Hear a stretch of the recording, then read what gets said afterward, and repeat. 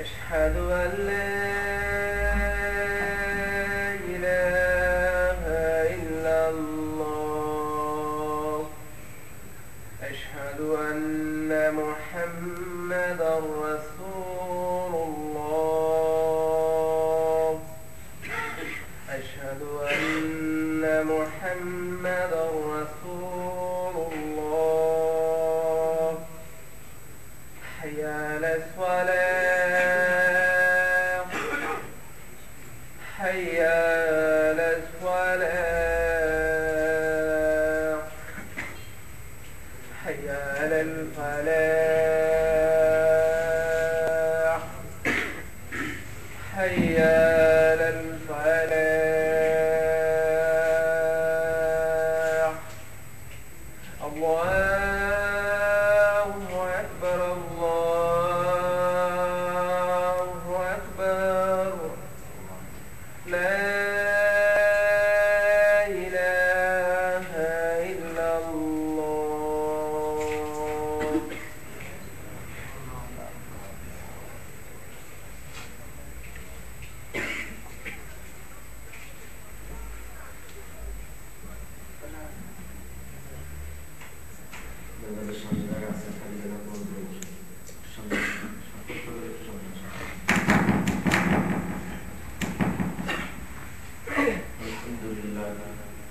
الحمد لله نحمده ونستعينه ونستغفره ونؤمن به ونتوكل عليه ونعوذ بالله من شرور أنفسنا ومن سيئات أعمالنا من يهد الله فلا مضل له ومن يضلله فلا هادي له وأشهد أن لا إله إلا الله وحده لا شريك له وأشهد أن سيدنا ونبينا محمدا عبده ورسوله صلى الله عليه وعلى آله وصحبه وسلم تسليما كثيرا قال تعالى يا أيها الذين آمنوا اتقوا الله حق تقاته ولا تموتن إلا وأنتم مسلمون يا أيها الناس اتقوا ربكم الذي خلقكم من نفس واحدة وخلق منها زوجها وبث منهما رجالا كثيرا ونساء واتقوا الله الذي تساءلون به والأرحام إن الله كان عليكم رقيبا يا أيها الذين آمنوا اتقوا الله وقولوا قولا سديدا يصلح لكم أعمالكم ويغفر لكم ذنوبكم ومن يطع الله ورسوله فقد فاز فوزا عظيما ثم أما بعد فإن خير الكلام كلام الله وخير الهدي هدي محمد صلى الله عليه وسلم وشر الأمور محدثاتها وكل محدثة بدعة وكل بدعة ضلالة وكل ضلالة في النار أيها المؤمنون قال تعالى كنتم خير أمة أخرجت للناس تأمرون بالمعروف وتنهون عن المنكر وفي آية ولتكن منكم أمة يدعون إلى الخير ويأمرون بالمعروف وينهون عن المنكر وأولئك هم المفلحون সম্মানিত মুসল্লিয়ান কিরাম আল্লাহ পাকের মেহেরবানিতে আল্লাহ পাক আমাদেরকে পবিত্র জুমার নামাজ আদায় করার উদ্দেশ্যে মসজিদে আসার তৌফিক দান করেছেন এজন্য আমরা শুকরিয়া আদায় করছি বলছি আলহামদুলিল্লাহ আলহামদুলিল্লাহ আমরা জুমার মসজিদে খুতবার ভিতরে কিছু আলোচনা শুনে থাকি সামান্য সময় গত জুমায় আমাদের আলোচনা ছিল যে আল্লাহ পাক বিদায় হয়ে বলেছেন যে ইসলাম পরিপূর্ণ ইসলাম কি পরিপূর্ণ আয়াত নাযিল করেছিলেন ইসলাম পরিপূর্ণ পরিপূর্ণতার ভিতরে বাড়ানো কমানোর অধিকার কারো নাই কিন্তু আমাদের সমাজে বাড়াইতে বাড়াইতে এমন ভাবে বাড়ানো হয়েছে যে একেবারে ধ্বংসের পথে আছে ঠিক কিনা বলেন ধ্বংসের পথে যার যে ইচ্ছা সে সেভাবে চলে যার যেভাবে মনে চায় সে সেভাবেই ফতোয়া দেয় এটা সমাজে চলছে এমন খবর আসে যে এই মসজিদের বিষয় বলে যে এখানে নামাজ পড়লে নাকি কাপড় হয়ে যায়। আল্লাহ পাক তাদেরকে হেদায়েত নসিব করুন, আমিন। আর হেদায়েত নসিবে না থাকলে ধ্বংস করে দিন, আমিন। কারণ মুসলমানদের ভিতরে যারা এই কাজ করে, যে নিজেদের ভিতরে টুকরা টুকরা করে ফেলছে এভাবে করে, অথচ অরিজিনাল যারা অপরাধী, যারা আসলে মুসলমান নয়, তাদের বিষয়ে কোনো আলোচনা নেই। যার কারণে আর মুসলমান মার খেতেই আছে, একদল মার খায় আর একদল হাসে। পৃথিবীব্যাপী জুলুমের শিকার মুসলমানরা। মুসলমানদেরকে ষড়যন্ত্র করে এই জুলুমের ভিতরে ফেলানো হচ্ছে বিভিন্ন ভাবে। যেমন আপনারা কিছুদিন আগে ফ্রান্সের ঘটনা দেখছেন, এই ঘটনা থেকে স্পষ্ট কিছু পেপারে আসছেও যে এটা ছিল ইহুদিদের ষড়যন্ত্র। তা না হলে সে হামলাকারীদেরকে তারা বাঁচিয়ে রাখে না, ইচ্ছাকৃত ভাবে তাদেরকে হত্যা করা হয়েছে এবং কোনো মিডিয়ার সামনে আনা হয় না, এই জন্য যে ঘটনা সত্য কোনটা এটা বাইরে হয়ে যাবে। বিশ্বব্যাপী মুসলমানদের উপরে এটা চাপানো হয়েছে। আর রাসূল সাল্লাল্লাহু আলাইহি ওয়াসাল্লামকে নিয়ে ব্যঙ্গচিত্র করছে তারা, একমাত্র মুসলমানদের অনৈক্যের কারণে। আল্লাহ পাক তো বলেছিলেন কোরআনের ভিতরে, ওয়াতাসিমু বিহাবলিল্লাহি জামিআন ওয়া লা তাফাররাকু, তোমরা আল্লাহর রজ্জুকে এমন ভাবে আঁকড়ে ধরো, একত্রিত ভাবে, পৃথক হয় না। কিন্তু আমরা পৃথক হয়ে গেছি। যারা পরে আসতেছি আমরা দূরে নামাজ পড়ে পরে বলবো, নামাজ না পড়ে কেউ বলবো না। তো গত সময় আমাদের আলোচনা ছিল যে দিন পরিপূর্ণ। আজ ইবাদতের পদ্ধতি যেটা সঠিক সেটাকে দেখে অনেকে মনে করছি যে এইটাই মনে হয় ভুল। কেন এত বছর যেটা করে আসছি সেটা তো ভুল হতে পারে না, অথচ যেটা করে আসছি আমি সেটার বিষয় কিন্তু কখনো তাহকিক করি নাই, যাচাই বাছাই। আর এত বলার পরেও অনেকেই নামাজ পড়ে, আল্লাহ মাফ করুন, যে এত দ্রুত রুকু সিজদা করে যেটা নিষেধ করছেন নবী সাল্লাল্লাহু আলাইহি ওয়াসাল্লাম, মরগের ন্যায় ঠুকুর দিতে নিষেধ করছেন। আপনি রুকুতে যাবেন, রুকু থেকে উঠবেন, একটু সময় নেবেন, আবার সিজদায় যাবেন, সিজদার ভিতরে সময় নেবেন, দোয়া পড়বেন, তাসবিহ পড়বেন, সিজদার থেকে উঠে বসবেন, দোয়া পড়বেন, আবার সিজদা দেবেন। কিন্তু এগুলি তার ঠিক নাই। আর মনে মনে ভাবছি যে এটি যথেষ্ট, সঠিকটাকে গালি দিচ্ছি, সঠিকটাকে ভুল মনে করছি। সঠিক পদ্ধতিতে যদি আপনি করেন তাহলে আপনার নেকিগুলি বাড়তেছে না, কি বলেন? নেকি বাড়তেছে না? পরীক্ষার প্রশ্ন আসছে, আপনার 5টা প্রশ্ন আসছে, আপনি 4টার জবাব দিলেন, একটা দিলেন না, তাহলে একটা নাম্বার তো কমবে না। তাহলে যেই সুন্নাত সম্পর্কে আপনার জানা নাই, আপনি জানার চেষ্টা করেন, এবং হুবহু রাসূল সাল্লাল্লাহু আলাইহি ওয়াসাল্লামকে অনুসরণ করার চেষ্টা করেন। আল্লাহ পাক কোরআনে অসংখ্য জায়গায় এভাবেই বলছেন, ওমা আতাকুমুর রাসূলু ফাখুযু, রাসূল তোমাদেরকে যা দিয়েছেন তা তোমরা কি করো? আঁকড়ে ধরো। রাসূল সাল্লাল্লাহু আলাইহি ওয়াসাল্লাম কি শুধু জুমার নামাজ দিয়েছেন না?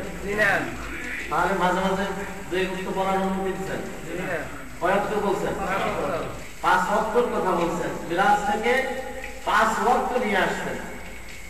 এবং আল্লাহ পাক বলছেন যে যদি আপনার এই উম্মত 5 ওয়াক্ত ঠিকমতো আদায় করে, কয়েকটা সওয়াব দিবে? 50 ওয়াক্তের সওয়াব দিবে।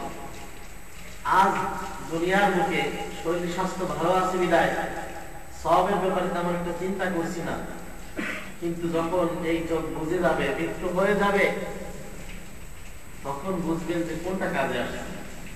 কারণ এটাই সঠিক হবে। যেহেতু হাদিসে আসছে মৃত ব্যক্তিকে যখন কবরে নিয়ে যাওয়া হয় তার সাথে 3টা জিনিস যায়। কয়টা জিনিস? 3টা জিনিস যায়। কি কি যায় বলতে পারবো? ধন সম্পদ, আত্মীয় স্বজন আর আমলে সালেহ। একটি জিনিস থেকে যায়, আর সেটি হলো আমল সালেহ। এই আমল সালেহ আপনার সাথে থেকে যাবে। বাকি যা করছেন এটা এই যার কিছু মহব্বত, আত্মীয় স্বজনের মহব্বত, সবকিছু এগুলি কোনো কাজে আসবে। অনেকে তো আপনার দোয়াও করাবে ভাড়া করে, কিছু হুজুর ডেকে আনবে, নিজে নিজে যে একটু শিখবে কষ্ট করে, যে হাত উঠিয়ে আল্লাহর কাছে কি বলতে হয়, এতেও রাজি হয়। কিছু হুজুর আনবেন, বাস প্রথম করেন, মিলাদ করেন, কিছু টাকা দিয়ে দিল, মনে করলো যে দোয়া কেনা হয়ে গেল, ওরা কিছু দোয়া করে দিলেন, যথেষ্ট মনে করলেন। অথচ হাদিসে আসছে যে একমাত্র নেক সন্তান যদি দোয়া করে আর সদকায় জারিয়া দেয়, আর নিজের এমন কোন আমল যে আমল দ্বারা অন্য উপকৃত হয়েছে, কাউকে আপনি একটা মাসআলা শিখাইছেন অথবা কোরআন হাদিসের কিছু শিখাইছেন, সে অন্যকে শিখাইছে, এই আমলগুলি আপনার আমলনামায় থেকে যাবে, সওয়াব পাবেন। কিন্তু আপনি যদি এইভাবে লোক ডেকে এনে মিলাদ আর কোরআন খতম করান, তাহলে এই সওয়াব পাবেন? সাহাবায়ে কেরাম করছেন এটা?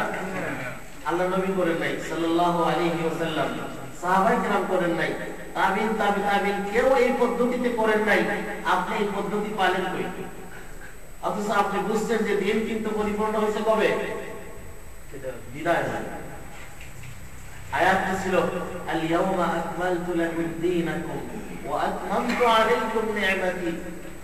আল্লাহ পাক বলেন যে আজকে এই ইসলামকে আমি পরিপূর্ণ করে দিলাম, নেয়ামতকে পরিপূর্ণ করে দিলেন। সেখানে বাড়ানোর সুযোগও নাই, কমানোর সুযোগও নাই। 5 ওয়াক্ত নামাজই আপনাকে পড়তে হবে। আপনি 5 ওয়াক্ত কেন পড়ছেন না? আপনি একজন পুরুষ মানুষ, আপনার জন্য কোনো অবস্থাতেই নামাজ মাপ নাই। যদি আপনি বেহুশ হয়ে যান আর পাগল হয়ে যান, এই দুটি বিষয় আলাদা।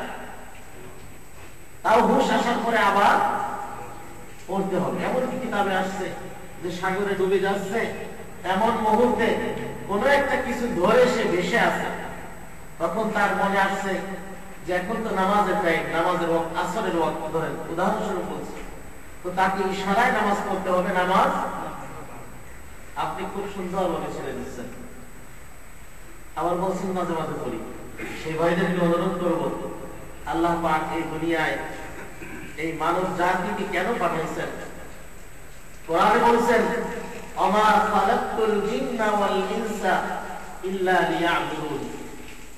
জিন এবং ইনসানকে কেন পাঠাইছেন? একমাত্র আল্লাহ ইবাদত করার জন্য পাঠাইছেন।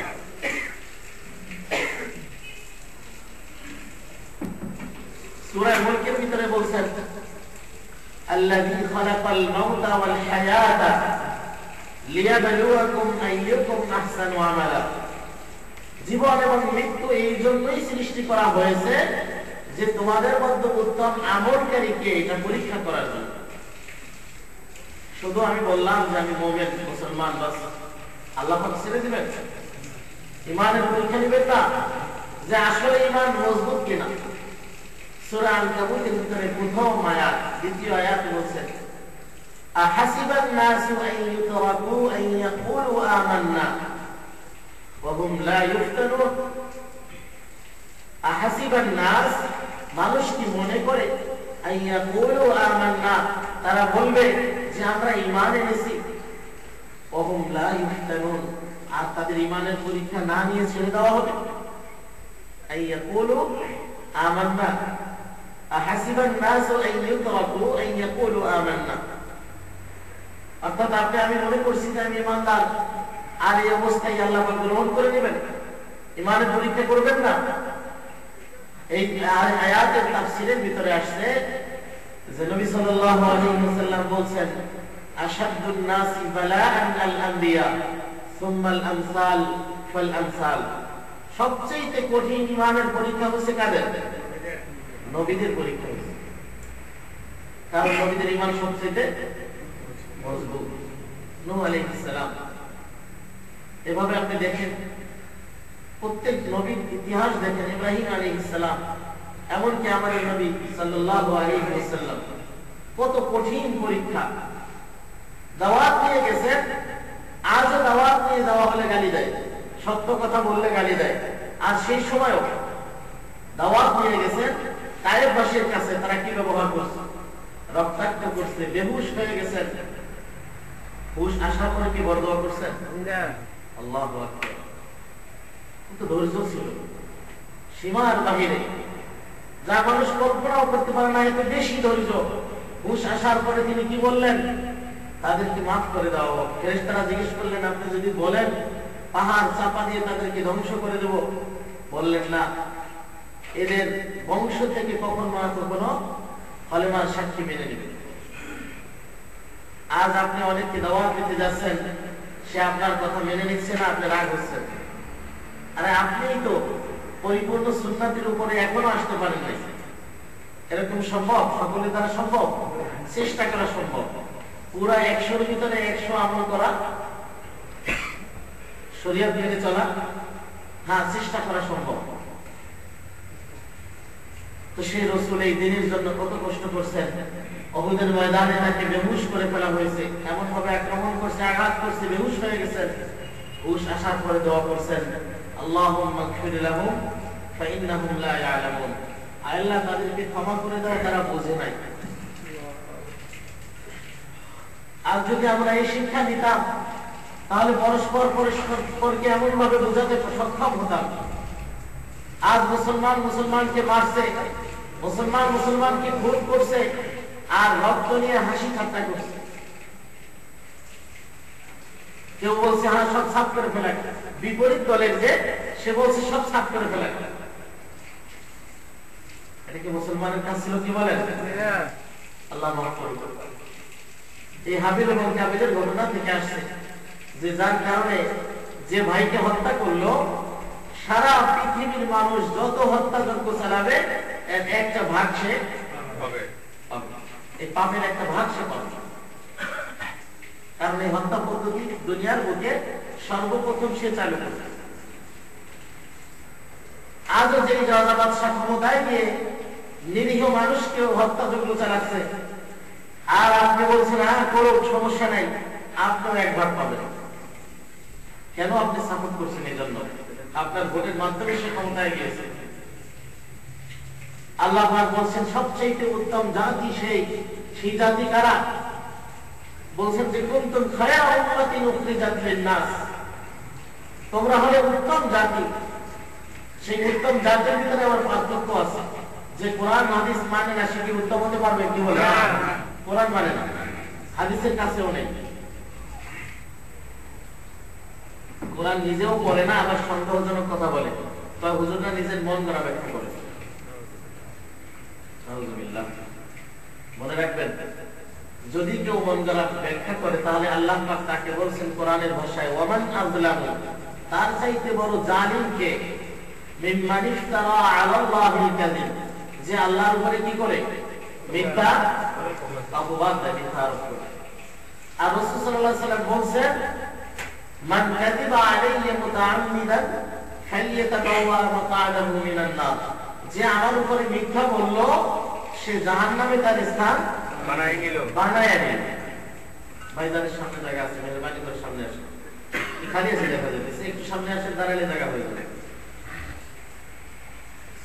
আর কি সামনে আসুন। তাহলে সন্দেহ করার কোন সুযোগ নাই। আল্লাহ পাক বলেন কুনতুম খায়রা উম্মাতিন উখরিজাত লিন-নাস, তোমরা হলে উত্তম জাতি, বেহতরিন জাতি বলা হয়েছে। কখন বেহতরিন হতে পারবে, উত্তম হতে পারবে? আল্লাহ নবী সাল্লাল্লাহু আলাইহি ওয়াসাল্লাম এই আয়াতের ব্যাখ্যায় বলেন, খায়রা শব্দের অর্থ হলো যারা কোরআন এবং সুন্নাহকে আঁকড়ে ধরবে, কোরআন এবং সুন্নাহর উপরে অনুসরণ করবে। আপনি যাচাই বাছাই করলেন না, ইবাদত বন্দেগী মন গড়া করে নিলেন, মনে চাইছে করছেন, নিষিদ্ধ জিনিস খাইতেছেন, আবার মসলা দিতেছেন। আরে ভয় তো থাকা দরকার যে আমি নিজেই তো আমাকে শুনতে পারি নাই, আবার আমি কেন এই ধরনের কথা বলবো? সিগারেট খাওয়াকে ভালো কাজ কি বলেন? আপনারা যে অনেকেই খান, কোন লাভ আছে? কোন লাভ নাই। লাভ আছে কোন? কি বলেন? নিশ্চিত আপনার ক্ষতি। আপনাকে ভালো জিনিস খান। আল্লাহ পাক কোরআনে বলেছেন, কুলু মিনাত তাইয়্যিবাত ওয়া আমালু সালিহা, ভালো জিনিস খাবে এবং উত্তম আমল করবে। গান্দা জিনিস খায় আপনি অন্যকে কষ্ট দিচ্ছেন, আপনার সাথে কথা বলতে গেলেও কষ্ট পায়। কি বলেন? পায় না? এবং নিজের ক্ষতি করছেন। নিজের কষ্টের পয়সা এত কষ্ট করে অর্জন করছেন সেটাকে আমার আগুন দিয়ে ধরে নষ্ট করে দিচ্ছে, বললে রাগ হয়। তাহলে জ্ঞানী মানুষের কাজ রাগ হওয়া? জ্ঞানী মানুষ রাগ হতে পারে না, সে চিন্তা করবে যে কেন বলছে আমাকে, আসলে কি কাজটা আমার সঠিক না ভুল। যদি ভুল হয় সর্বাত্মক ভাবে চেষ্টা করা, এটাকে ছেড়ে দেওয়া। ষড়যন্ত্র করলে লাভ হবে কি? আপনি রাগ হয়ে ষড়যন্ত্র করলেন যে এই হুজুর এই উল্টা পাল্টা কথা বেশি বলে, বেশি আঘাত করে আমাদের। আঘাত করার কোন প্রয়োজন আছে? আমার টাকা দিয়ে খাইছেন আপনি? না। আল্লাহ পাক আল্লাহ রাসূল মানা করছেন। আল্লাহ বলেন কোরআনে, ওয়ালা তুলকু বিআইদিকুম ইলা তাহলুকা, তোমরা নিজেদেরকে নিজেদের হাতে ধ্বংসের দিকে ঠেলে দিও না। আপনি জানছেন যে মদ হারাম আপনার জন্য, আপনি কেন পান করছেন সেটা? আপনি কি ভুলে গেছেন যে আপনি একজন মুসলমান? আপনাকে আল্লাহ বলছেন খায়রা উম্মাহ, উত্তম জাতি, শ্রেষ্ঠ জাতি। আপনি যদি ওই কাজটা করেন তাহলে শ্রেষ্ঠ জাতি হতে পারবেন না। ওটা ছেড়ে তওবা করতে হবে, সত্যিকারের মুসলমান হতে হবে। যদি সেটা পারেন তাহলে আপনি উত্তম জাতি।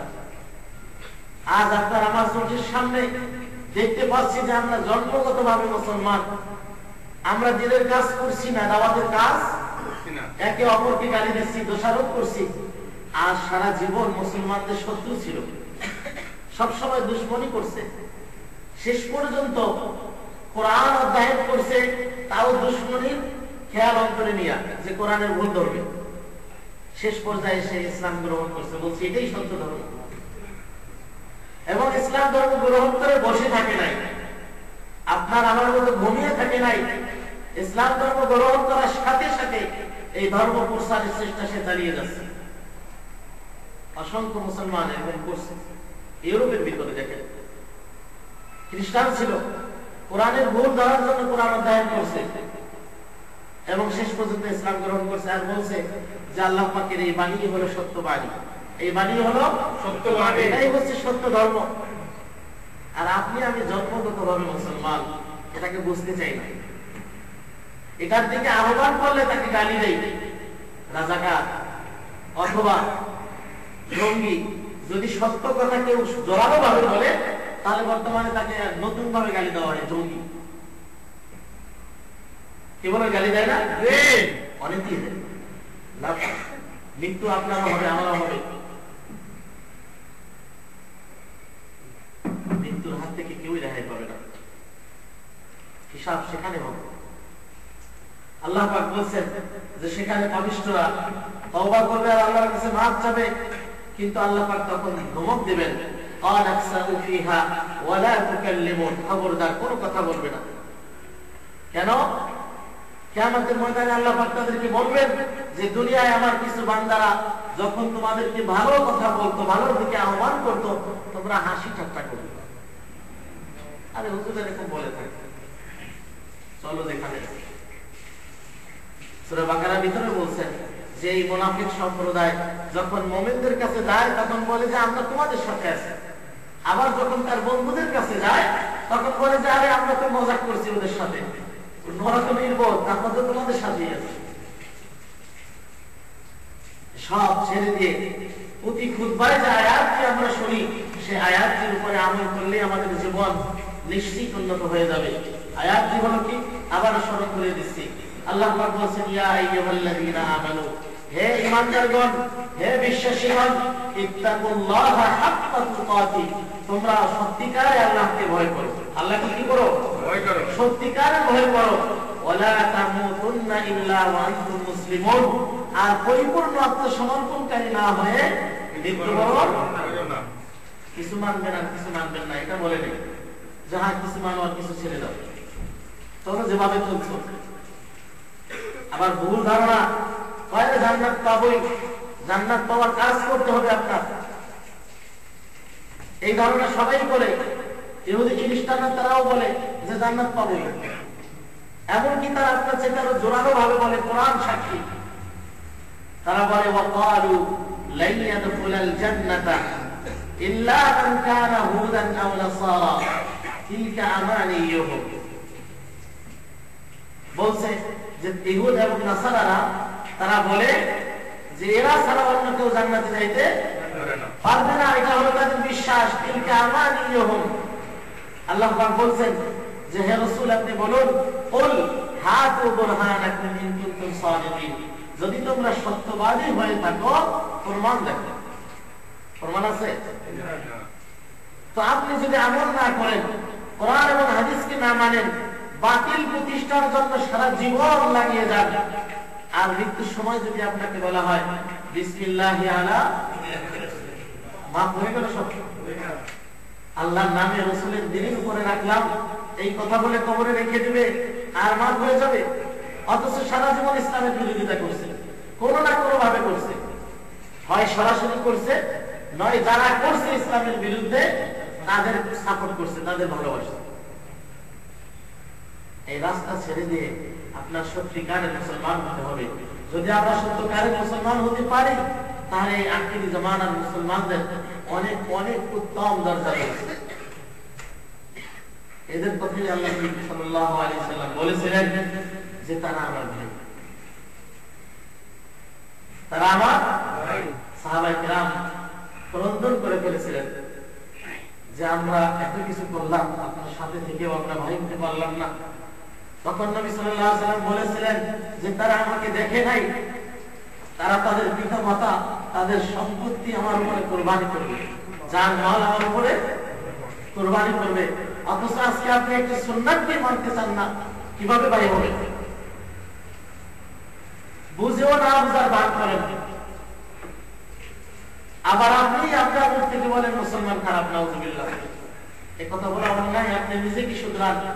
আল্লাহ পাক বলেন কু আনফুসাকুম, তুমি নিজে বাঁচো, ওয়া আহলিকুম, তোমার পরিবার পরিজনকে বাঁচাও, ওয়া কুদুহান নাস, এবং মানব সমাজকে বাঁচাও।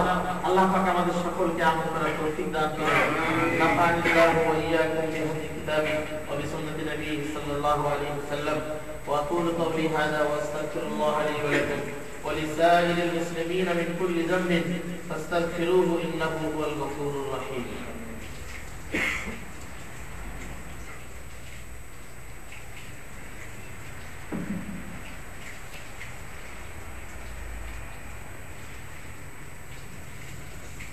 الحمد لله وحده والصلاة والسلام على من لا نبي بعده وعلى آله وصحبه وسلم تسليما كثيرا.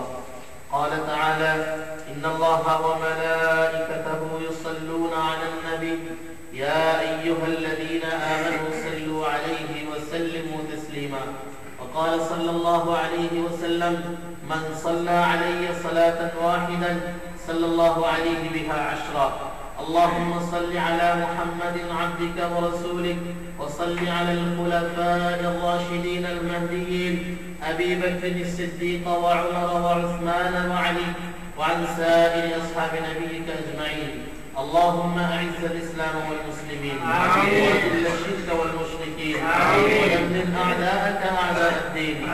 اللهم فرج هم المهمومين من المسلمين ونفس كرب المكروبين واشف مرضانا ومرضى المسلمين برحمتك يا أرحم الراحمين. اللهم ارفع الظلم عن المسلمين، اللهم ارفع الظلم عن المسلمين في كل مكان يا رب العالمين. اللهم ألف بين قلوب المسلمين وأصلح ذات بينهم واهدهم سبل السلام. اللهم آت نفوسنا تقواها وزكها أنت خير من زكاها أنت وليها ومولاها. الله আল্লাহ আমাদের জীবনের গুনাহগুলি maaf করে দেন। আল্লাহ আমাদের দেশকে যত ধরনের গঞ্জাম ফাসাদ হুসেন থেকে হেফাজত করুন। আমিন। আল্লাহ যারা সত্যিকারের দিনের খিদমত করবে তাদেরকে ক্ষমতায় বসার তৌফিক দান করুন। আমিন। আল্লাহ যারা ইসলামের দুশমনি করছে তাদেরকে হেদায়েত নসিব করুন। আমিন। হেদায়েত নসিবে না থাকলে ধ্বংস করে দেন। আমিন। সারা পৃথিবীর মুসলমানদের উপরে জুলুম উঠিয়ে দেন। আমিন। সারা পৃথিবীর মুসলমানকে এক হওয়ার তৌফিক দান করুন। আমিন। ربنا آتنا في الدنيا حسنة وفي الآخرة حسنة وقنا عذاب النار. عباد الله إن الله يأمر بالعدل والإحسان وإيتاء ذي القربى وينهى عن الفحشاء والمنكر والبغي يعظكم لعلكم تذكرون. فاذكروا الله العظيم يذكركم واشكروه على نعمه يزدكم ولذكر الله أكبر والله يعلم ما تصنعون.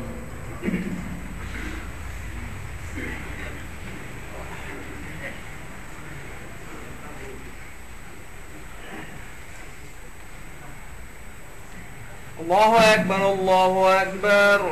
أشهد أن لا إله إلا الله. أشهد أن محمدا رسول الله. للصلاة حي على الفلاح. قد قامت الصلاة قد قامت الصلاة. الله أكبر الله أكبر. لا إله إلا الله. استقيموا واعتدلوا فتشذكروا سووا صفوفكم فإن تسوية الصفوف من تمام الصلاة فتشذكروا مشمشنا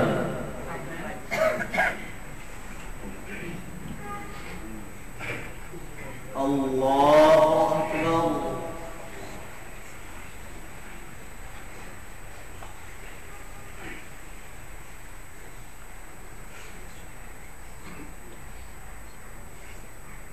الحمد لله رب العالمين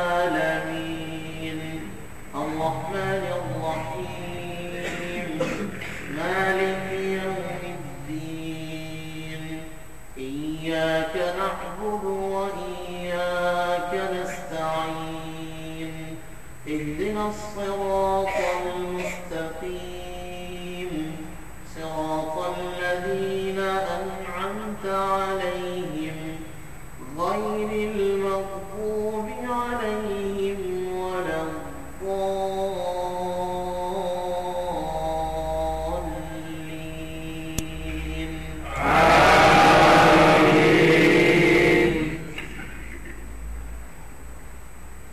سبح اسم ربك الأعلى الذي خلق فسوى والذي قدر فهدى والذي أخرج المرعى فجعله غثاء أحوى سنقرئك فلا تنسى إلا ما شاء الله إنه يعلم الجهر وما يخفى ونيسرك لليسرى فذكر نفعت الذكرى سيذكر من يخشى ويتجنبها الأشقى الذي يصلى النار الكبرى ثم لا يموت فيها ولا يحيا قد أفلح من تزكى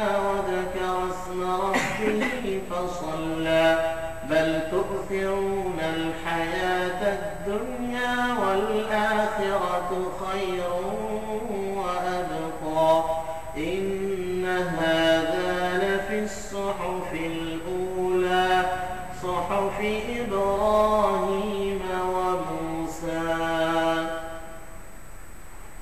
الله أكبر.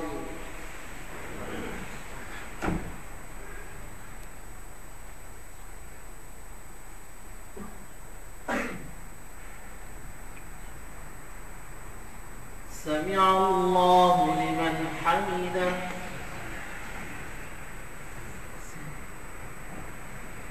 الله أكبر.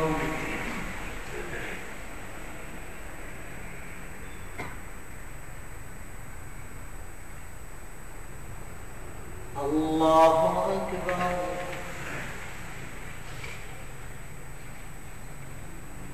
الله أكبر.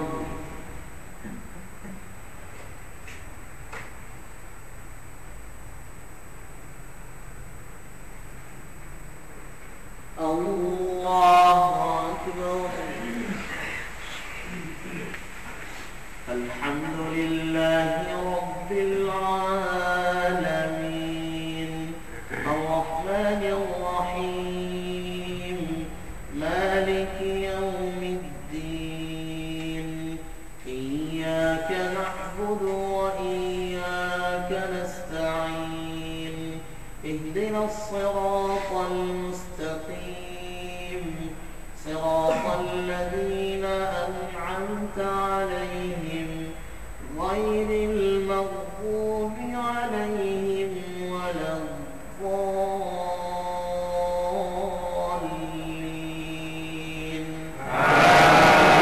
آمين.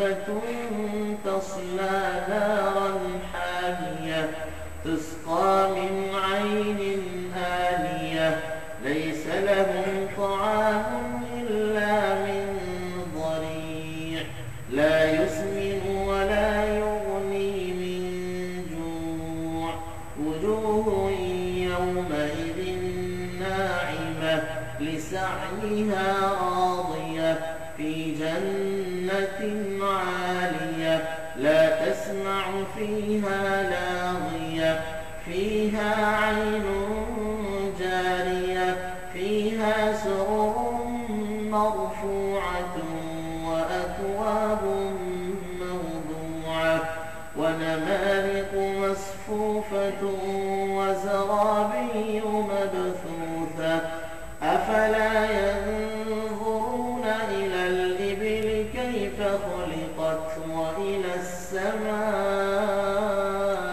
كيف رفعت وإلى الجبال كيف نصبت وإلى الأرض كيف سطحت فذكر إنما أنت مذكر لست عليهم بمسيطر إلا من تولى وكفر فيعذبه الله العذاب الأكبر إن إلينا إيابهم ثم إن علينا حسابهم. الله أكبر.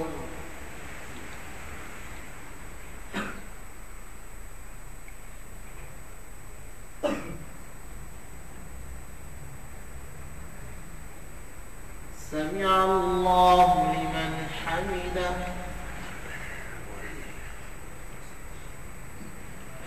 الله أكبر.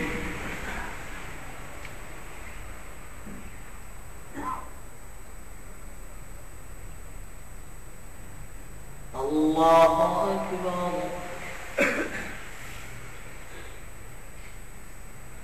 الله أكبر.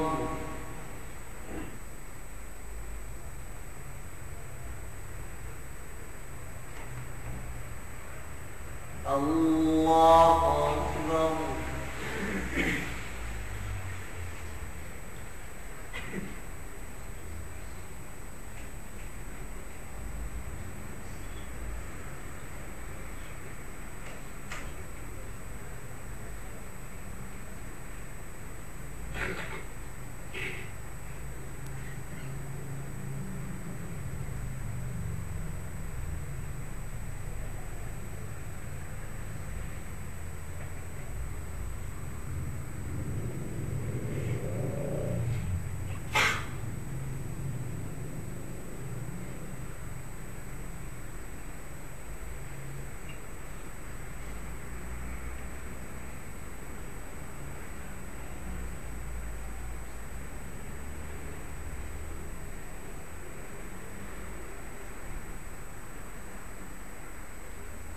السلام عليكم ورحمة الله. السلام عليكم ورحمة الله.